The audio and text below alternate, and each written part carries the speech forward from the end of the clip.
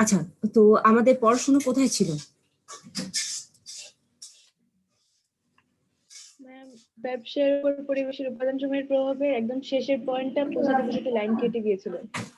হ্যাঁ, মানে পরিবেশের গুরুত্ব। আসসালামু আলাইকুম। ওয়ালাইকুম সালাম। আচ্ছা, আমাদের ব্যবসা পরিবেশের গুরুত্ব মানে কেন আমাদের ব্যবসা মানে ব্যবসা পরিবেশ কিভাবে আমাদের প্রভাবিত করে বা কতটা গুরুত্বপূর্ণ সেটা, তাই না?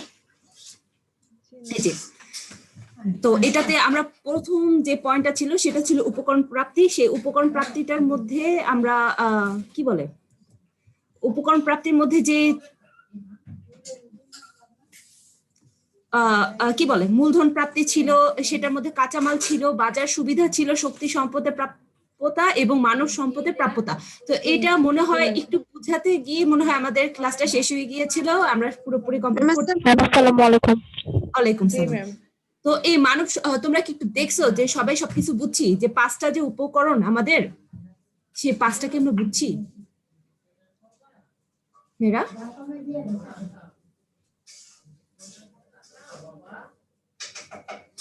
আচ্ছা, যখন বাসায় পড়েছি তখন একটু মার্কার দিয়ে বা পেন্সিল দিয়ে মার্ক করে রাখা দরকার যে এটা আমি বুঝি নাই বা এটা আমি নেক্সট ক্লাসে এটা নিয়ে আলোচনা মানে টিচারের সাথে আলোচনা করতে চাই। বাট এখন যদি তুমি খুঁজতে যাও তাহলে সময় কিন্তু নষ্ট হবে, তুমি হয়তো খুঁজেও পাবা না ঠিকঠাক। হ্যাঁ, তো যেহেতু কেউ কিছু বলছো না, সো ধরে নিচ্ছি সবাই সবকিছু বুঝেছো, বুঝার কথা সোজা আছে। হ্যাঁ, তো তারপর 2 নাম্বার পয়েন্ট, এতক্ষণ এই পাঁচটা জিনিস ছিল আমাদের উপকরণ প্রাপ্তির যে ব্যাপারগুলো, মানে পরিবেশ কিভাবে আমাদের যে ব্যবসায়িক উপকরণ আছে সেগুলো প্রদান করে বা কিভাবে আমাদের উপকরণগুলোকে প্রভাবিত করে। আর এখন 2 নাম্বারটা হলো ব্যবসা বান্ধব নীতিমালা। ব্যবসা বান্ধব নীতিমালা, নীতিমালা জিনিসটা কি তোমরা কেউ একটু বলো তো, নীতিমালা বলতে তোমরা কি বুঝো? মিস নিয়ম নীতি। নিয়ম নীতি, নিয়ম কানুন। আচ্ছা, নিয়ম কানুন। আমরা তো ম্যানেজমেন্ট মানে ব্যবসা সংগঠন ও ব্যবস্থাপনা দ্বিতীয় পত্র তো ব্যবস্থাপনা নীতিমালা পড়তেছিলাম, তো ওইখানে আমরা নীতি বা নীতিমালা বলতে কি পড়ছিলাম মনে আছে? নীতিমালা হলো গাইডলাইন্স, মানে কোনো কিছু করতে হলে কিভাবে করতে হবে সেটা আগে পূর্ব নির্ধারিত কিছু নির্দেশনা, তাই না? যেটা ভঙ্গ করা যাবে না, বা ভঙ্গ যদি করা হয় তাহলে কি শাস্তিযোগ্য অপরাধ হবে, অথবা তুমি মানে শাস্তি না পাইলেও তুমি কাজটা ঠিকঠাক মতো করতে পারবা না, বাধা পাবা। আচ্ছা, তো ব্যবসা বান্ধব নীতিমালা বলতে কি হইতে পারে, মানে একটা দেশে ব্যবসা করার জন্য, ঠিক আছে, ওই দেশের যে সরকার হইতে পারে বা কি বলে যে ব্যবসার সাথে জড়িত যে পক্ষগুলো আছে, প্রভাবশালী পক্ষ, তো তারা কোন ধরনের গাইডলাইন্স ফলো করে বা ব্যবসার উপর ইম্পোজ করে যে এই দেশে ব্যবসা করতে হলে বা এই ধরনের ব্যবসা করতে হলে, ব্যবসায়িক কার্যক্রম পরিচালনা করতে হলে তোমাকে এই ধরনের গাইডলাইন্স ফলো করতে হবে, ঠিক আছে? সো এটা কতটা ব্যবসা বান্ধব? আমরা বলি না বন্ধু বান্ধব, বান্ধব মানে কি? বান্ধব মানে বুঝি কতটা ফ্রেন্ডলি, ঠিক আছে? ওই বন্ধু বান্ধব একই জিনিস না, যে কতটা সহযোগিতা করতেছে। সো একটি দেশের মানে যে নীতিমালাগুলো আছে সেটা বিভিন্ন পক্ষ থেকে হইতে পারে, ঠিক আছে? তো সেই পক্ষ থেকে কতটা ব্যবসা বান্ধব মানে ব্যবসা বিজনেস ফ্রেন্ডলি গাইডলাইন্স দেওয়া আছে। সো যত বেশি ভালো বিজনেস ফ্রেন্ডলি গাইডলাইন্স একটা দেশে থাকবে তত ভালো বিজনেস ফ্লোরিশ করবে, মানে উন্নত হবে।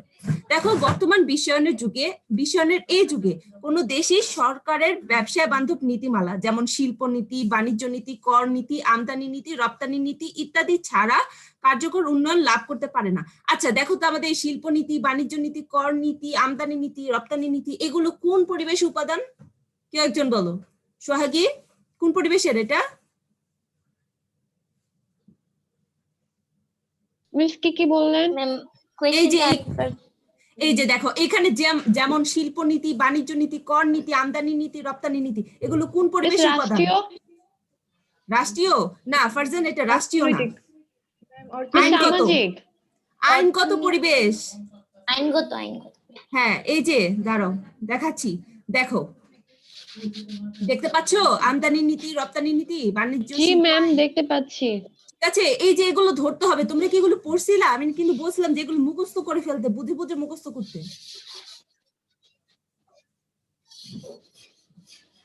পড়ছিলা তোমরা? পড়ো নাই, ঠিক আছে। সো এখন ধরতে পারবা না। পড়ছি কিন্তু মিস মুখস্থ করি নাই, এই জন্য মনে থাকে না। শোনো, মুখস্থ ওইভাবে যে একদম ঠাটা মুখস্থ করতে হবে তা না, তোমার এমন ভাবে মুখস্থ করতে হবে বা এমন ভাবে মাথার মধ্যে ঢুকাইতে হবে যে তুমি দেখলে বুঝতে পারবা যে এটা আসলে কি হইতে পারে, কোনটার সাথে কোনটা লিঙ্কড, ঠিক আছে। আচ্ছা, জি ম্যাম।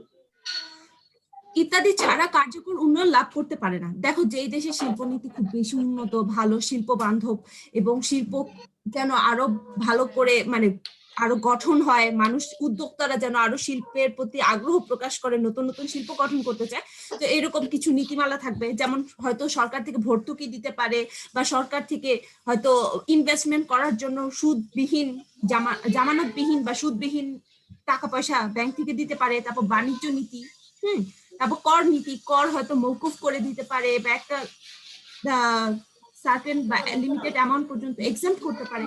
কতটা ভালো তারা বাইরে থেকে কাঁচামাল আমদানি করতে পারে এবং বিদেশে রপ্তানি করতে পারে। তো এই জিনিসগুলো যত ভালো থাকবে তত ভালো কি আমাদের দেশের বিজনেসটা কি করবে না, রান করা যাবে না, নাকি খারাপ হবে? আমাকে শুনতে পাচ্ছো? জি ম্যাম। আচ্ছা, বিজনেস ভালো হবে। এই ক্ষেত্রে রাজনৈতিক ও আইনগত পরিবেশে বিভিন্ন উপাদান গুরুত্বপূর্ণ ভূমিকা রাখে। আচ্ছা, রাজনৈতিক এবং আইনগত, দেখো দেশের সরকারটা হলো হ্যাঁ বলো। আমার বইয়ের সাথে মিলতেছে নাকি নাকি আমি গুলাই সাথে ফেলছি? মিলতেছে না? তো পেজ নাম্বারটা বলো। 68 পেজ। হ্যাঁ, এটা 68 নাম্বার পেজ, 68।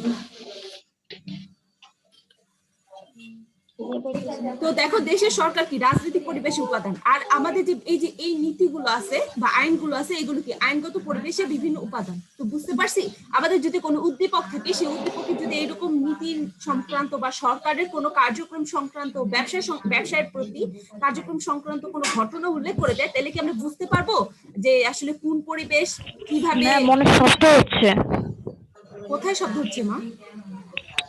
মনে শব্দ হচ্ছে ম্যাম, কথা শুনতে পারতেছি না। আচ্ছা, সবারই কি সমস্যা হচ্ছে? শুনতে পারছিলাম তো। শোনা শব্দ যাচ্ছে হচ্ছে কিন্তু ম্যাম, শব্দ হচ্ছে। আচ্ছা, যদি শব্দ হয় তাহলেও মানে আমি খুব একটা কিছু করতে পারবো না, কারণ আমার মানে জানোই তো আমার বাসার এই যে পাশে কনস্ট্রাকশন কাজ হচ্ছে, টাইলস কাটতেছে, ঠিক আছে। তো বুঝো কোন ধরনের শব্দ হতে পারে। আর আমার ঘরে মানুষজন তো আছে, রান্না বান্না হচ্ছে, বাচ্চা আছে, সো কিছু সরি। আচ্ছা, তো এই ক্ষেত্রে রাজনৈতিক ও আইনগত পরিবেশে বিভিন্ন উপাদান গুরুত্বপূর্ণ ভূমিকা রাখে, বুঝলাম। তো বুঝতে পারছি, যদি বলে উদ্দীপক আসে, আমরা কি ধরতে পারবো মেয়েরা? আচ্ছা, সুষ্ঠু যোগাযোগ ও পরিবহন ব্যবস্থা।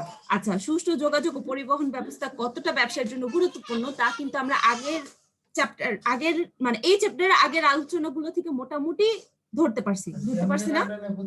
মোটামুটি তো কমন সেন্স থেকে বলতে পারবো কেন যোগাযোগ পরিবেশ, সুষ্ঠু যোগাযোগ ও পরিবহন ব্যবস্থা কতটা গুরুত্বপূর্ণ। দেখো কি বলছে, ব্যবসায় উন্নয়নে সুষ্ঠু যোগাযোগ ও পরিবহন ব্যবস্থা গুরুত্বপূর্ণ। একটা দেশের এরূপ যোগাযোগ ও পরিবহন ব্যবস্থাও বিভিন্ন পরিবেশের উপাদান দ্বারা প্রভাবিত হয়। দেখো, এই যে যোগাযোগ এবং পরিবহন ব্যবস্থা, এগুলোও কিন্তু বিভিন্ন পরিবেশের উপাদান দ্বারা প্রভাবিত হয়। যেমন দেখো, তোমার দেশে প্রাকৃতিক পরিবেশের উপাদানগুলো কেমন, বেশি কি মানে জল ভাগ বেশি নাকি স্থল ভাগ বেশি, পাহাড়ি অঞ্চল কিনা, ঠিক আছে। তারপর আবার দেখো কতটা উন্নত যানবাহন আছে। জাপানে কি যোগাযোগ ব্যবস্থা খুব ভালো, বুলেট ট্রেন আছে, ঠিক আছে, সবার প্রাইভেট কার আছে, হ্যাঁ, প্রাইভেট জেট আছে, সবার নাই, পয়সাওয়ালাদের আছে। তারপর খুবই সহজ এবং উন্নত প্রযুক্তি সম্পন্ন। আর আমাদের দেশে অত ভালো না, হ্যাঁ, যোগাযোগ ব্যবস্থা, পরিবহন ব্যবস্থা। হ্যাঁ, একটা দেশের বন্দর ও যাতায়াত সুবিধা প্রাকৃতিক পরিবেশ দ্বারা প্রভাবিত হয়ে থাকে। বন্দর কি? বন্দর চিনি মেয়েরা? ওই যে নৌকা, সমুদ্রের নিকট মাঠ, না সমুদ্রের আশেপাশে যে যোগাযোগ, হ্যাঁ হ্যাঁ, জাহাজ যেখানে ভিড়ে সমুদ্রে, জি ম্যাম। ওইটাই বন্দর, ঠিক আছে। পোর্টের বাংলায় হলো বন্দর। জি ম্যাম। আচ্ছা, ও যাতায়াত সুবিধা প্রাকৃতিক পরিবেশ দ্বারা প্রভাবিত হয়ে থাকে। এদেশে অর্থনৈতিক, কারিগরি ইত্যাদি পরিবেশও এক্ষেত্রে, এই যে অর্থনৈতিক, কতটা অর্থনৈতিকভাবে উন্নত এবং কারিগরি টেকনোলজি কতটা আমরা ইউজ করতে পারি। সো এটাও পরিবেশ ইত্যাদি পরিবেশের প্রভাব রাখে। আচ্ছা, 4 নাম্বার, অনুকূল আইন শৃঙ্খলা পরিস্থিতি। আইন শৃঙ্খলা পরিস্থিতি যত ভালো থাকবে তত কিন্তু আমাদের দেশে মানে পরিবেশ ভালো থাকবে। কারণ দেখো, তুমি একটা ব্যবসা করতেছো, ব্যবসাটা করার জন্য কি তোমার অনেকটা টাকা ইনভেস্ট করতে হচ্ছে, অনেক কিছু নিয়ে তোমাকে মানে শুরু করতে হচ্ছে। বাট দেখা যায় যে তোমার মানে ব্যবসা প্রতিষ্ঠানে মালামাল এগুলো কি চুরি হয়ে যায়, মানুষ এসে চাঁদাবাজি করে, মানে মাস্তান ভাইরা এসে বলতেছে যে আমাদের নতুন ব্যবসা রান করছেন, আমাদের তো খাওয়াইলেন না, চা পানির পয়সা দিলেন না। তো চা পানির পয়সা কত? 10 লাখ টাকা। কিসের চা পানি খাবে সে তারাই জানে, বাট তাদের চা পানি 10 লাখ টাকা না দিলে কি ব্যবসা করতে পারবেন না। তো তুমি যদি বিদেশি চা পানি খাবে। হ্যাঁ, হইতে পারে। যাই হোক, এরকম বিগ অ্যামাউন্টে তুমি নতুন ব্যবসা শুরু করছো বা তুমি যাই করো না কেন, ব্যবসায়িক কার্যক্রম করো, তোমার কি মানে আইন শৃঙ্খলা পরিস্থিতি ভালো না, তোমার এখানে ব্যবসা করতে তুমি নিরাপত্তা বোধ করো না। তো তোমার যদি আইন শৃঙ্খলা পরিস্থিতি না থাকে তাহলে কিন্তু তুমি কিন্তু কোনো রকমে তোমার নিজের লাইফে এবং তোমার বিজনেসে কোনো সিকিউরিটি কিন্তু পাবা না। সো সিকিউরিটি না থাকলে কি তোমার বিজনেস ভালো হবে, ব্যবসা ভালো হবে না? নো ম্যাম, ভালো হবে না। হ্যাঁ, তো তো এটাই দেখো, যতটা অনুকূল থাকবে মানে ভালো থাকবে তত ভালো আমাদের ব্যবসা হবে। গ্রামে গঞ্জে শহরে বন্দরে সর্বত্র ব্যবসা গড়ে ওঠার ক্ষেত্রে অনুকূল আইন শৃঙ্খলা পরিস্থিতিও গুরুত্বপূর্ণ। এরূপ পরিস্থিতি দেশের রাজনৈতিক, সামাজিক ও আইনগত পরিবেশ উপাদান দ্বারা প্রভাবিত হয়। একটা দেশে পর্যটন শিল্প গড়ে ওঠার ক্ষেত্রে আইন শৃঙ্খলা পরিস্থিতি কতটা গুরুত্বপূর্ণ, বাংলাদেশ ও থাইল্যান্ড পরিস্থিতি আলাদাভাবে দেখলে তা সহজেই নজরে পড়ে। আচ্ছা, বাংলাদেশ ও থাইল্যান্ডের মিস, কথা পর্যটন শিল্প এটা হ্যাঁ? কি? এটা পড়ছিলাম, ভুলে গেছি। পর্যটন পর্যটন শিল্প শিল্পটা কি মনে করো যে তোমার মানে কত ঘোরাফেরা। বেশি টুরিস্ট আসে, মানে দেখার ওকে ম্যাম। দর্শনীয় স্থান কত ভালো আছে এবং সেখানে যেন টুরিস্টরা আসতে পারে ভালোভাবে, মানে তাদের থাকা খাওয়ার ব্যবস্থাটা এবং ঘুরে দেখার ব্যবস্থাটা, এই যে শিল্প এটা সংক্রান্ত হোটেল থাকতে হবে, তারপর পরিবহন ব্যবস্থা থাকতে জি হবে, ম্যাম, বুঝছি। তারপর হলো তারা যেন নিরাপদে আসা যাওয়া করতে পারে এটা।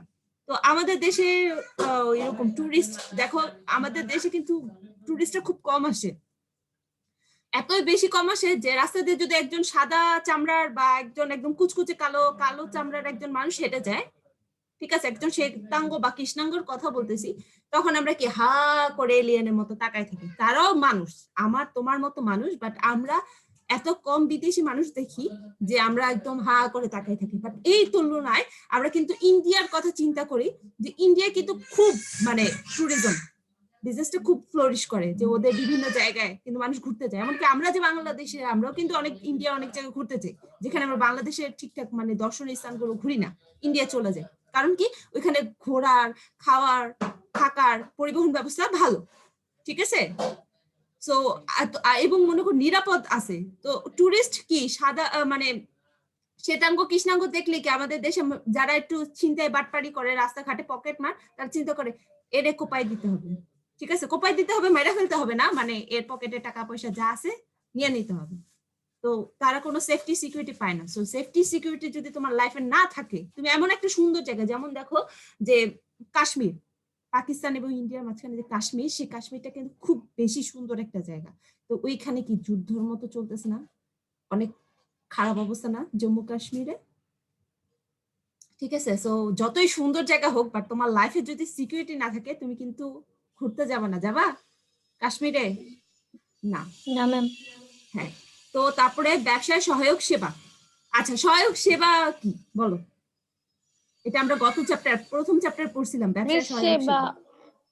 সহায়ক সেবা, শুধু সেবা বললে হবে না। হ্যাঁ, কি কোনগুলো? এখানে বই যা আছে সেগুলো তুমি বলতে পারো, বাট আমি বুঝবো যে তুমি অ্যাসিস্ট্যান্ট বই সার্ভিস। বুঝিনি, সোহাগী বুঝিনি, আবার বলো। না ম্যাম, কিছু না। আচ্ছা, বইয়েরটা বললো আমি বুঝবো যে মিস, তুমি বুঝো যেগুলা না। সেবা দেওয়া হয় মানে তোমাদের হ্যাঁ বলো। পাশাপাশি ম্যাম সেবা দেয় যেগুলা সহায়ক সেবা, পাশাপাশি সেবা এখানে মানে কি মিস ব্যাংক কোনো কিছু হচ্ছে, হ্যাঁ বলো, ভয়পার কিছু নেই, বলো। মিস কোনো কিছু উৎপাদন করতে বা কিছু আর দেশে আসলে সেটা যে বিভিন্ন ট্যাক্স ওইগুলো ম্যাম।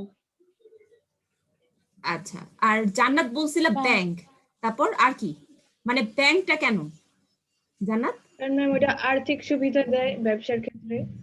এক্স্যাক্টলি, তোমার ব্যবসা করার জন্য, মানে ব্যবসায়িক কার্যক্রম একদম শুরু থেকে একদম শেষ পর্যন্ত করার জন্য, যেই তোমার ব্যবসায়িক কার্যক্রমের সাথে আরো যে প্রতিষ্ঠান বা ব্যবসার বাইরে থেকে তুমি যে প্রতিষ্ঠানগুলো বা যে পক্ষগুলো থেকে সুবিধা নাও তোমার ব্যবসাটা ঠিকঠাক মতো রান করার জন্য। যেমন তোমার যদি আর্থিক প্রয়োজন হয় বা আর্থিক সুবিধা প্রয়োজন, তুমি ব্যাংকের কাছে যাবা।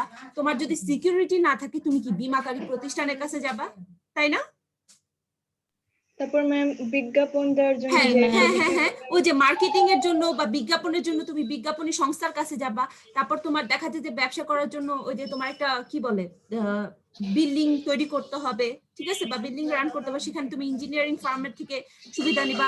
তোমার যন্ত্রপাতি নষ্ট হয়ে গেলে বা ঠিকঠাক রাখার জন্য তুমি কি মেরামতকারী ওয়ার্কশপ, মেকানিক ওয়ার্কশপের সুবিধা নিবা। তো এগুলো কি সহায়ক সেবা নারী প্রতিষ্ঠান, বুঝছি? এবার বুঝছি? জি ম্যাম। ফারজানা তুমি বুঝতে পারছো বাবা? ফারজানা? জি ম্যাম, বুঝছি। আচ্ছা, তো এইখানে ট্যাক্সের ব্যাপারটা আসবে না, ঠিক আছে?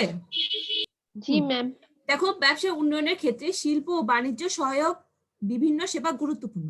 সরকারি বিভিন্ন সংস্থা, ঋণ প্রদানকারী বিভিন্ন প্রতিষ্ঠান, সরবরাহকারী, মধ্যস্থ ব্যবসায়ী, আইন শৃঙ্খলা বাহিনী, ফায়ার সার্ভিস, মেরামতি প্রতিষ্ঠান, ইঞ্জিনিয়ারিং ফার্ম ইত্যাদি গুরুত্বপূর্ণ হিসেবে বিবেচিত হয়। আচ্ছা, তোমরা কি আমাকে অ্যাটেন্ডেন্স দিচ্ছ? আমি 6 জনের অ্যাটেন্ডেন্স পাচ্ছি, এখনো 3 জন বাকি। জি মিস। জি ম্যাম, দিয়েছি। হ্যাঁ, অ্যাটেন্ডেন্সটা দিয়ে দিবা। আচ্ছা, কর্মপত্র 2, নিচের কোন কাজে পরিবেশে কোন উপাদান অধিক প্রভাব রাখে তালিকাভুক্ত করো। আচ্ছা, এইখানে যে কর্মপত্রটা আছে এইটা বাসার হোমওয়ার্ক দাগায় রাখো, এটা আমরা নেক্সট ক্লাসে সলভ করব। হোমওয়ার্কটা করতে হবে, ঠিক আছে? ম্যাম এটা যেটা কি না ওই বুঝবো, পরিবেশগুলি লিখবো না? হ্যাঁ ওই যে অর্থনৈতিক নাকি প্রাকৃতিক? হ্যাঁ হ্যাঁ হ্যাঁ হ্যাঁ হ্যাঁ হ্যাঁ হ্যাঁ, সেটাই, ঠিক আছে। এটা কোন পরিবেশ দ্বারা প্রভাবিত হয়েছে, যেমন ওই যে আমরা বলছিলাম নীতিমালাগুলো কি আইনগত পরিবেশ, ঠিক আছে। সো এটা যদি তোমরা সলভ করো, এখন প্রশ্ন আসতে পারে ম্যাডাম এটা কেন সলভ করবো, দেখতে তত ভালো লাগতেছে না। বাট আমাদের কি আলটিমেটলি আমরা যাই পড়ি না কেন, আলটিমেটলি আমরা পরীক্ষায় কি করব, উদ্দীপক সলভ করব। সৃজনশীল উদ্দীপক সলভ করতে হবে না? তো উদ্দীপকের যে ঘটনাগুলো থাকবে বা যা আমরা বুঝতে পারবো সেটা আসলে কোন পরিবেশ, সেটা তো আমার বুঝতে হবে। তো তুমি যদি এইটা করো, একটু ছোটখাটো প্র্যাকটিস হয়ে যাবে। ঠিক আছে, বুঝছি?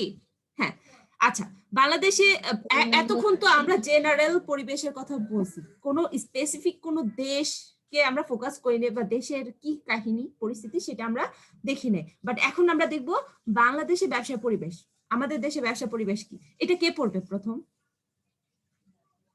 কে পড়বে? আমি পড়ি। আচ্ছা, সোহাগী পড়তে যাচ্ছ, আচ্ছা পড়ো। বাংলাদেশি ব্যবসায়িক পরিবেশ, business environment in Bangladesh. Bangladeshi ব্যবসায়িক পরিবেশ বিভিন্ন ইতিবাচক ও নেতিবাচক উপাদান বা শক্তি সম্মেলনে প্রাচীনকাল থেকেই এক বিশেষ আবহ নিয়ে বিরাজমান রয়েছে। উর্বর ভূমি ও অনুকূল জলবায়ুর কারণে বিভিন্ন কৃষি পণ্য উৎপাদন, ভালো নৌ ও সমুদ্র যোগাযোগ ব্যবস্থা, ব্যাপক জনসংখ্যার কারণে বড় স্থানীয় বাজার এবং উত্তম আইন শৃঙ্খলা পরিস্থিতি প্রাচীনকাল থেকে ব্যবসা বাণিজ্যে এ দেশকে সমৃদ্ধ দিয়েছে। আচ্ছা, এক মিনিট, দিয়েছিল। দেখো এইখানে আমাদের দেশে ব্যবসায়িক সমৃদ্ধি কেন আসছে, মানে এটা কিন্তু একদম মানে অনেকটা আগে থেকে, যে মুঘল সময়, ঠিক আছে, মুঘল বাদশা বা মুঘল সম্রাট যারা বলো, তো তারা কি ছিল, তারা দেখছে যে আমাদের দেশের ভূমিটা, মাটিটা, তো মুঘল সম্রাটটা তো অনেকটা ওই যে কি বলে ওই আফগান, ঠিক আছে, ওই সকল জায়গাগুলো থেকে আসছে, মিডল ইস্ট, আফগান টাফগান ওই সকল জায়গা থেকে আসছে। ওইখান থেকে আসার পরে দেখছে এইখানে আমাদের ভূমিটা কি খুব উর্বর, খুব ভালো ফসল বা শস্য উৎপাদন হয়, ঠিক আছে। তো উৎপাদন হয়, তারপর কি আমাদের জলবায়ু খুব ভালো, হ্যাঁ খুবই ভালো, একদম অতি গরমও না আবার বেশি ঠান্ডাও না। তারপর কৃষি পণ্য ভালো হয়, তারপর আমাদের খুব সুন্দর মানে ওই যে বঙ্গোপসাগর আছে, খুব সহজেই যোগাযোগ করা যায়, জাহাজ দিয়ে আসা যাবে, বন্দর করার সুবিধা আছে, তারপর অনেক জনসংখ্যা আছে। এটা তখনকার সুবিধা ছিল না, বাট এখন যারা ব্যবসা করবে তাদের জন্য কিন্তু এটা একটু সুবিধা, কারণ যত বেশি জনগণ তত বেশি কি কাস্টমার, তত বেশি আমার বড় বাজার, তাই না, আমার ভোক্তা অনেক বেশি হবে। জি ম্যাম। তো বড় স্থানীয় বাজার ও উত্তম আইন শৃঙ্খলা পরিস্থিতি প্রাচীনকাল থেকে ব্যবসা বাণিজ্য এই দেশকে সমৃদ্ধ করেছে। আচ্ছা, তারপর পড়ো সোহাগী। জেলে, তাঁতি, কামার, কুমার, ছুতার, কলু সহ বিভিন্ন পেশাজীবী সম্প্রদায় এবং বাঁশবেত সহ বিভিন্ন কুটির শিল্পের কাজ ও দেশের গ্রামে গঞ্জে ব্যাপকতা লাভ করেছিল। কাপড় তৈরিতে এদেশের যে সুনাম ছিল, মসলিন কাপড়ের কারিগরদের বিশ্বব্যাপী সুনাম থেকেই তা আঁচ করা যায়। প্রাচীনকালেই চট্টগ্রামে গড়ে উঠেছিল জাহাজ নির্মাণ শিল্প। আরব ব্যবসায়ীরা দল বেঁধে এদেশে ব্যবসা করতে আসতো একাদশ খ্রিস্টাব্দ থেকে। পর্তুগিজ ব্যবসায়ীরা ষোড়শ শতাব্দীতেই এই দেশের সাথে ব্যবসা সম্পর্ক গড়ে তোলে। পরবর্তীতে ব্রিটিশরা এদেশের ব্যবসার সম্ভাবনাকে সম্পূর্ণ নিজস্ব স্বার্থে কাজে লাগানোর জন্য এদেশকে হ্যাঁ, এখানে একটু থামান। উপনিবেশে পরিণত করে। হ্যাঁ, দেখো আমরা বাঙালি, আমাদের ভাষা কি বাংলা, বাট আমরা যখন বাংলার দ্বিতীয় পত্র গ্রামার পড়তে যাই তখন কি আমরা দেখি না যে আমরা সাধারণ যে বাংলা ভাষা ব্যবহার করি সেখানে কতগুলো বিদেশি ভাষা চলে আসছে। আরবি আছে, ফার্সি আছে, পর্তুগিজ আছে, ইংরেজি তো অ্যাভেলেবেল আছে, এই যে এখনো ইংরেজি বলতেছি, তাই না? এগুলো আমরা বাংলা দ্বিতীয় পত্র যখন পড়তে গেছি বা গ্রামার মানে ব্যাকরণ, তো ওইখানে একটা চ্যাপ্টার আমরা পাই না বিদেশি শব্দ, প্রথম অধ্যায় তো। জি ম্যাম। হ্যাঁ, তো দেখো এই যে আমরা বাঙালি, তো আমাদের ভাষায় এই বিদেশি শব্দগুলো আসলো কিভাবে? এই যে যারা ব্যবসায়ীরা আছে না, এই ব্যবসায়ীগুলো তাদের সাথে করে তাদের ভাষাগুলো নিয়ে আসছে। তো নিয়ে আসার পরে আমাদের সাথে যখন ব্যবসা করবে তখন আমরা তাদের ভাষা বুঝি না, তারা আমাদের ভাষা বুঝে না। তারা কিছু একটা সেল করতে চায়, আমরা কিছু একটা কিনতে চাই, কিন্তু আমরা বলতে পারতেছি না যে আমরা আসলে কি চাই, তারাও বলতে পারতেছি না তারা আসলে কি বিক্রি করতে চায়। তো এই যে আমাদের যে দরকার যে তাদের কি টাকা কামাই করতে হবে, যেমনি হোক তারা কিছু নিয়ে আসছে, এটা তো বিক্রি করতে হবে, আবার আমাদের থেকে কিছু কিনে নিয়ে যাবে, আবার আমাদের কি নতুন জিনিস পাইছে আমাদের কিনতে হবে।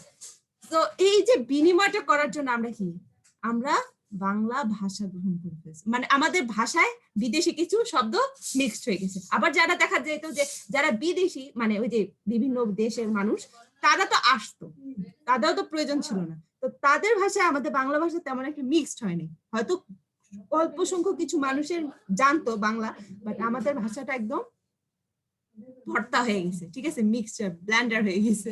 হ্যাঁ, আচ্ছা, তো এখন বুঝতে পারছি আমাদের বাংলা ভাষায় এইরকম ভাষাগুলো কিভাবে আসছে শব্দগুলো।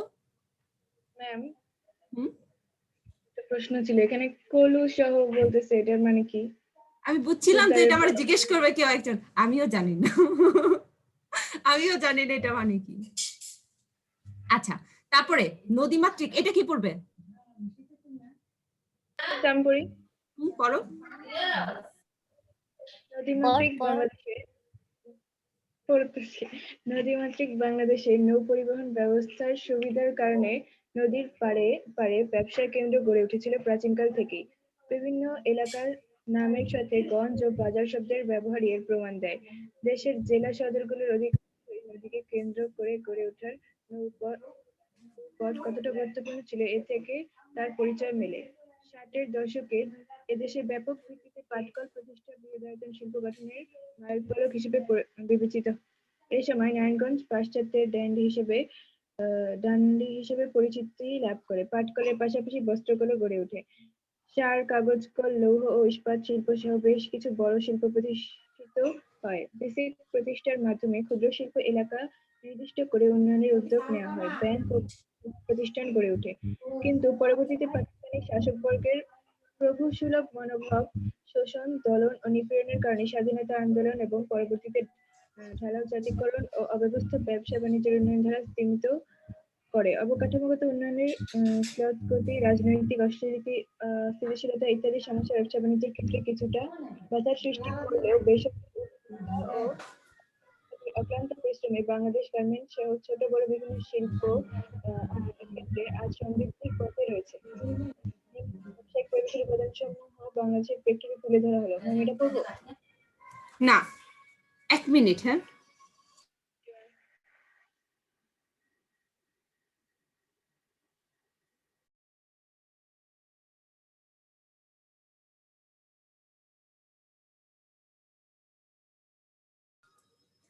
আচ্ছা, তো এইখানে আমরা দেখলাম যে আমাদের দেশের ব্যবসা বাণিজ্য গড়ে ওঠার জন্য, ঠিক আছে, এই যে ব্যবসা এত প্রাচীন কাল থেকে এত ভালো ফ্লোরিশ করার জন্য রিজনটা কি ছিল?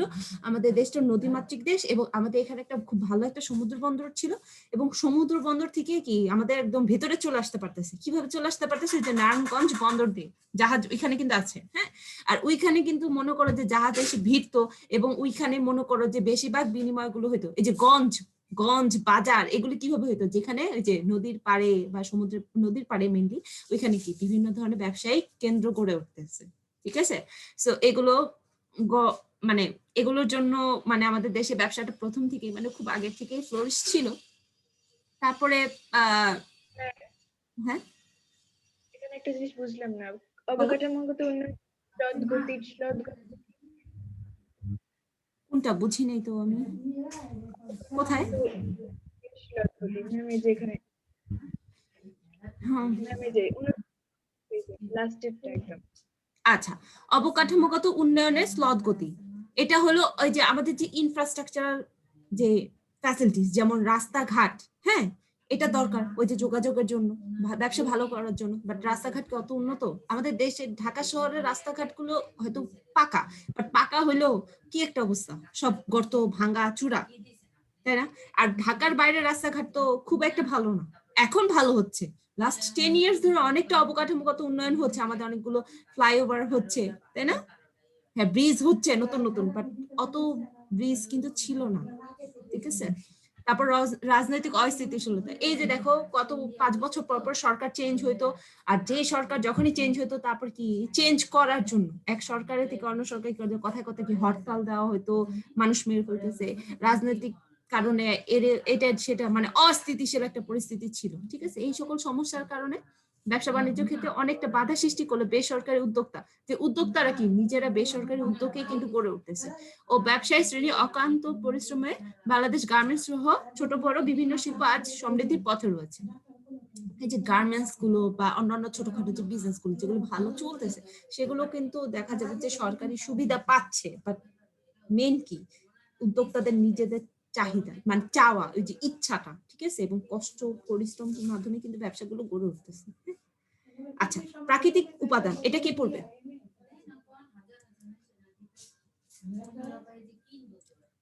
আচ্ছা, মরিয়ম কি আজকে ঘুমাচ্ছ নাকি জেগে আছো? স্যার আমি পড়ি, ম্যাম আমি পড়ি। ফারজানা পড়তে যাচ্ছ? আচ্ছা, ফারজানা এটা পড়বে, বাট মরিয়ম একটু কথা বলো তো। ঘুমাচ্ছ মরিয়ম? গত ক্লাসে তো ঘুমাচ্ছিলে। No ma'am. আজকে জেগে আছো, ঠিক আছে, সমস্যা ম্যাম নাই। সেদিন আমি ঘুমাচ্ছিলাম না ম্যাম, আমার মাথা অনেক ব্যথা ছিল, আমি অডিওটা কানেক্ট করিনি ম্যাম, এই জন্য আমি চোখ বন্ধ করে ম্যাম শুনতেছিলাম। বাট ও আচ্ছা, পরে যখন আমি দেখলাম যে আপনি ইয়ে করতেছিলেন তখন আবার আচ্ছা, বুঝতে পারছি। তো ফারজানা প্রাকৃতিক উপাদানটা পড়ো, আমাদের দেশের প্রাকৃতিক উপাদান কি? পড়ি। জি ম্যাম, প্রাকৃতিক উপাদান, natural elements. Natural Bangladesh elements, natural elements. Elements, হ্যাঁ। বাংলাদেশের প্রাকৃতিক পরিবেশের অধিকাংশ উপাদানই ব্যবসায়ের পক্ষে অনুকূল। যে নদী বৈদ্যুত ও পলি বিধৌত, দ্বারা গঠিত বা বিধৌত নদী বিধৌত বিধৌত, পলি হ্যাঁ। বিধৌত পলি দ্বারা গঠিত বাংলাদেশের অধিকাংশ ভূভাগই এই কৃষি ভোগ্য পণ্য ও কাঁচামাল উৎপাদনে সহায়ক। নাতিশীতোষ্ণ জলবায়ুর কারণে সারা বছর ব্যবসা বাণিজ্য ও পরিচালনায় কোনোই এই সমস্যা হয় না। যে প্রাকৃতিক গ্যাস, কয়লা সহ নানা খনিজ সম্পদ রয়েছে এই দেশে, যা শক্তি সম্পদে গুরুত্বপূর্ণ ও উৎস হতে পারে। খনিজ তৈল পাওয়ার সম্ভাবনাও রয়েছে এখানে। যে ছোট পাহাড় ও টিলা চাষ যে চা শিল্প গড়ে উঠতে সহায়তা করেছে। পৃথিবীর অন্যতম ম্যানগ্রোভ যে বন, সুন্দরবনে বনজ ও প্রাণীজ সম্পদে ভরপুর। রাঙামাটি, বান্দরবন ও খাগড়াছড়ি, নয়না, ভিরাম যে পাহাড়, কক্সবাজার থেকে টেকনাফ ও শাহপরী দ্বীপ পর্যন্ত বিস্তৃত সমুদ্র সৈকত পর্যটন শিল্পের জন্য আকর্ষণীয়। যে প্রবাল দ্বীপ, সেন্ট মার্টিন আর সাগরে নীল পানি এইসব হাতছানি দেয়।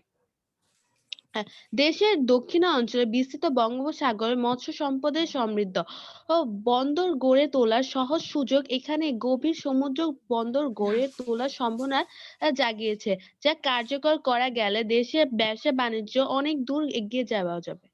আচ্ছা, আমাদের তার মানে আমরা যা পড়লাম, মানে ফারজানা যেইভাবে পড়লো রিডিং, তো আমরা রিডিং পড়ে কি বুঝছি যে আমাদের দেশে প্রাকৃতিক পরিবেশটা অনেকটা উন্নত, মানে অনুকূল, উন্নত না সরি অনুকূল, মানে ব্যবসা বাণিজ্য করার জন্য অনুকূল না, পর্যটন শিল্পের জন্য অনুকূল, তারপর কৃষিজাত পণ্যের জন্য অনুকূল, তারপর এখন আস্তে আস্তে বন্দর, মানে বন্দরে ধারণ ক্ষমতা, জাহাজের ধারণ ক্ষমতা, তারপর আমাদের অবকাঠামোগত উন্নয়ন হচ্ছে, ঠিক আছে, আইন শৃঙ্খলা পরিস্থিতি মোটামুটি স্বাভাবিক থাকে, এটা তো পরে অন্য পরিবেশে, বাট প্রাকৃতিক যে সম্ভাবনাগুলো আছে, সম্পদের, শক্তি সম্পদের সম্ভাবনা, তো এগুলো দিয়ে কি ব্যবসা করার জন্য আমাদের দেশের প্রাকৃতিক পরিবেশ অনেকটা অনুকূল, তাই না, মানে ভালো, বুঝছি।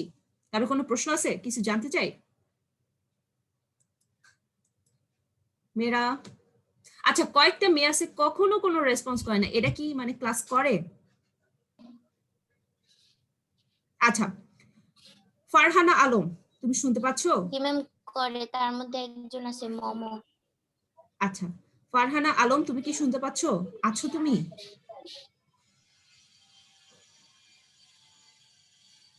আচ্ছা, রেসপন্স পাচ্ছি না। লামিশা, শুনতে পাচ্ছো? নাই, কোনো রেসপন্স নাই। মমতো রেসপন্স করবে না, এটা জানা কথা। সিনথিয়াও কখনো রেসপন্স করে না। আচ্ছা, এই মেয়েগুলো রেসপন্স করে না কেন? কি হয়েছে, ক্লাস ভালো লাগে না তাদের, নাকি কোনো সমস্যা আছে, বিশেষ ম্যাম কোনো আছি, সমস্যা? আমি আছি কোথায় ছিলে, অন্য রুমে? এখানে। No ma'am. আচ্ছা, কি বাবা তুমি যে কোনো রেসপন্স করো না বা পড়া বুঝতে পারতেছো কিনা বা কোনো প্রশ্ন আছে কিনা, এটা তো কখনো তোমার থেকে দেখি না, মানে কোনো প্রশ্ন ম্যাম থাকে হ্যাং না তোমার? করতেছিল, আমি যে মিউটের অপশনটা যে অন করব হ্যাং করতেছিল, মানে টিপ দিতে দিতে এখন হয়েছে। আচ্ছা, তুমি পড়া বুঝতে পারো ঠিকঠাক? জি ম্যাম। কোনো সমস্যা হয় না? ম্যাম সমস্যা তো হয়, আপনি তো পরে বুঝাই দেন। কিন্তু আমি তো কোনো প্রশ্ন পাই না তোমাদের থেকে, যাদের সমস্যা হয় তারা, যারা বলে, আমার মনে হয় যে যাদের প্রশ্ন হয় যখনই বলে আমি কিন্তু বোঝানোর চেষ্টা করি, বাট তুমি যদি তোমার প্রশ্ন মানে সমস্যা হয় তুমি কিন্তু সেটা কিন্তু বলো না, সো তোমার প্রশ্নটা আনস্পোকেন থেকে যায়, সো এটা আর কোনো এক্সপ্লেইন হয় না, ঠিক আছে। আর সবচেয়ে বড় কথা যে ক্লাসে 2-3 জন বা 3-4 জন অনেক বেশি স্পন্টেনিয়াসলি রেসপন্স করে, মানে পার্টিসিপেট করে, বাট ওরা করে কারণ ওরা নিজের ক্লাসটারে নিজেরা ওন করতে পারছে যে হ্যাঁ এটা আমার ক্লাস, আমি করতেছি, আমি ক্লাসে গুরুত্বপূর্ণ এবং আমার ক্লাস ম্যাম দরকার কে আছে। কে করে একটু বলেন না। না, কে কে করে সবাই আমরা বুঝতে পারি মোটামুটি, বাট যারা রেসপন্স করি না বা প্রশ্ন করি না, জানতে চাই না, বা নিজে বুঝলাম কিনা বা কোনো প্রশ্ন থাকলেও সেটা করতেছি না, বাট তাদের জন্য ব্যাপারটা হলো যে কেউ কিন্তু সাফার করবে না বা কেউ কিন্তু পিছিয়ে পড়বে না, শুধুমাত্র তুমি ছাড়া। তোমার কিছু একটা জানার ছিল, জানতে জানতে চাচ্ছিলে, বাট তুমি জিজ্ঞেস করোনি, সো এটা কিন্তু তুমি আর মানে জানা হলো না তোমার, ঠিক আছে। আর এমন তো না যে আমি বকা দেই, কিছু জানতে চাইলে কখনো বকা দেই বা বলি যে কেন জিজ্ঞেস করো বা এটা সেটা, নো না। ম্যাম। সেটাই তো, তুমি যদি ক্লাসে পার্টিসিপেট করো তো আমার মনে হয় না তুমি, তোমার খুব একটা ক্ষতি হবে বা কোনো লস হবে না, হ্যাঁ। তো যারা ক্লাসে ম্যাম কোনো পার্টিসিপেট করে, সময় না। হ্যাঁ, তো যারা ক্লাসে পার্টিসিপেট করে আমার মনে হয় না ওদের খুব একটা এনার্জি লস হয়ে যায় বা খুব খুব একটা এক্সস্টেড লাগে, বরং ওদের খুব বেশি মানে ক্লাস শেষ হওয়ার পরও দেখা যাবে যে একটা ইন্সপায়ারিং একটা ব্যাপার থাকে, একটা ভালো লাগা কাজ করে, একটা পজিটিভ এনার্জি ভিতর কাজ জি করে, ম্যাম। তাই না? জি হুম, ম্যাম। এটাই। জি ম্যাম। আচ্ছা, তারপর অর্থনৈতিক উপাদান, এটা কি পড়বে? লাইবা পড়বা? 216 রোল লাইবা, যদিও সময় নাই, 4 মিনিট আছে, পড়বা? লাইবা শুনতে পাচ্ছ? ম্যাম আমি পড়ি। না, সোহাগী পড়ছে, বাট অন্যদেরও একটু খোঁচাইতে হবে, কারণ ওদের না খোঁচাইলে ওরা সাউন্ড দিবে না। আচ্ছা, ও কোনো সাউন্ড দিচ্ছে না। তারপর কে? মমো, কথা বলো আমার সাথে। জেফরিন সাদিয়া মমো, হ্যাঁ, তুমি অর্থনৈতিক উপাদানটা পড়ো তো। Okay ma'am. হুম, অর্থনৈতিক উপাদান, ইকোনমিক এলিমেন্টস, বাংলাদেশের অর্থনৈতিক পরিবেশের কিছু উপাদান ব্যবসায় উন্নয়নে সহায়ক হলেও অনেক উপাদানই এক্ষেত্রে বড় ধরনের বাধা হয়ে আছে। প্রায় হুম। 16 কোটি লোকের এ দেশ আহ, এ দেশ নিঃসন্দেহে একটা বড় বাজার, যা ব্যবসায়ের জন্য গুরুত্বপূর্ণ। সস্তা শ্রমিক শিল্প গড়ার সহায়ক, যা দেশি বিদেশি উদ্যোক্তাদের কাছে খুবই আকর্ষণীয়, তবে জনগণের মাথাপিছু আয় তুলনামূলকভাবে কম হওয়ার সঞ্চয় ও মূলধন গঠনের হার কম, ফলে বিনিয়োগও আশাব্যঞ্জক নয়। অর্থ ও ঋণ ব্যবস্থা দুর্বল, ব্যাংকগুলোর কার্যক্রম শহরগুলোতেও সীমাবদ্ধ। অতিরিক্ত সুদের হারও ব্যবসায়ীদের জন্য সমস্যা, ফলে দেশের প্রচুর মানুষ বিদেশে কর্মরত থাকায় জনশক্তি খাতে রপ্তানি আয় ও প্রবৃদ্ধি আশাব্যঞ্জক। দেশের মানুষগুলোকে মানব সম্পদ হিসেবে গড়তে পারলে এটাই অর্থনীতিতে ভীত হতে পারত। অর্থনৈতিক দুর্বলতা যা রয়েছে তার অধিকাংশই দেশের অর্থব্যবস্থার শিকার। এটা দূর করা গেলে দ্রুত ও উত্তরণ সম্ভব হবে আশা করা যায়। আচ্ছা, হ্যাঁ, মমো খুবই সুন্দরভাবে পড়ছে, বাট তোমাদের জন্য একটা টিপস, হ্যাঁ, যারা মনে করো যে সামনে বই নেই, বাট ম্যাডাম যে স্ক্রিন শেয়ার করতেছে, মানে যে তার যে স্ক্রিনে যে বইটা আছে সেটা পড়তেছি, তোমরা মোবাইলে যে যখন ক্লাস করতেছো তখন যদি দেখা যায় যে পড়তে চাচ্ছ, বা আমার মতো কেউ তোমাকে মানে পানিশমেন্ট দিচ্ছে যে এটা রিডিং পড়ো, তখন কি করবো, মোবাইলটা দেখবা জুম করা যায়, ঠিক আছে, স্ক্রিনটা জুম করা যায়, জুম করে পড়বা, তখন যতটাই চাও জুম করা যাবে, পড়া যাবে, ঠিক আছে। বই না থাকলেও যে পড়তে যে খুব সমস্যা হবে, কষ্ট হবে, তা কিন্তু না। মমোর একটু কষ্ট হচ্ছিল, মমো কি জুম করছিলা? করো নাই? হ্যাঁ, করছিলা, তারপর কষ্ট হচ্ছে। আচ্ছা, তো এটা হলো গেল, এইখানে অর্থনৈতিক উপাদানটা খুব গুরুত্বপূর্ণ। কিভাবে দেখো, অর্থনৈতিক উপাদানটা বলতে ওই যে আমরা পড়ছিলাম না যে ভোগ ও সঞ্চয়, ঠিক আছে, মানুষ কত বড়, মানে বাজারটা কত বড়, মানে জনসংখ্যা অনেক বেশি থাকে, মানে কি আমাদের বাজারটা অনেক বড়, কাস্টমার অনেক বেশি হলো আমাদের ভোগের প্রবণতা অনেক বেশি হলো আমাদের, কিন্তু সঞ্চয়টা কম। যদি সঞ্চয় কম থাকে তাহলে কি আমরা কি কম সেভ করতেছি, মানে কম বিনিয়োগ করব, তো কম বিনিয়োগ হলে কি ব্যবসার জন্য আমাদেরকে বিনিয়োগের পয়সা, মানে টাকা পয়সা কম থাকবে, ঠিক আছে। সো অর্থনীতি অত বেশি স্টেবল বা শক্তিশালী হয়নি। আবার আমাদের মানব সম্পদ যারা, সেটা হলো আমাদের সস্তা শ্রম, মানে আমরা আমাদের শ্রমিকদের খুব অল্প পয়সা দিলেও তাদের দিয়ে কাজ করাইতে পারি। সো এই জন্য কিন্তু আমাদের গার্মেন্টস শিল্প, চা শিল্প, পাট শিল্প এগুলো কিন্তু খুব ভালোভাবে গড়ে উঠছে, ঠিক আছে, এগুলো ফ্লোরিশ করতেছে। সো এর জন্য মনে করো যে শ্রম সস্তা, আবার আমাদের এত বিশাল জনসংখ্যা, তাদেরকে আমরা যদি বিভিন্ন রকম ট্রেনিং দিয়ে বা তাদের কারিগরি দিক থেকে মানে জ্ঞান দিয়ে তাদেরকে যদি স্কিল করতে পারতাম, তারা কিন্তু অনেক দক্ষ মানব সম্পদ হইতো, যেটা কিনা চায়না করছে, ঠিক আছে। চায়নাতে মানে জনসংখ্যা অনেক বেশি এবং তারা কিন্তু কারিগরি দিক, টেকনোলজি এবং মানে কি বলে যে মানে আমার মাথায় শব্দ আসতেছে না, সো বুঝতেই পারতেছো, স্কিল, ঠিক আছে, তার স্কিল ডেভেলপমেন্টের উপরে অনেক বেশি ফোকাস করছে। সো তারা কিন্তু এখন কিন্তু উন্নত হচ্ছে অর্থনৈতিক দিক দিয়ে। সো এটা যদি আমরা করতে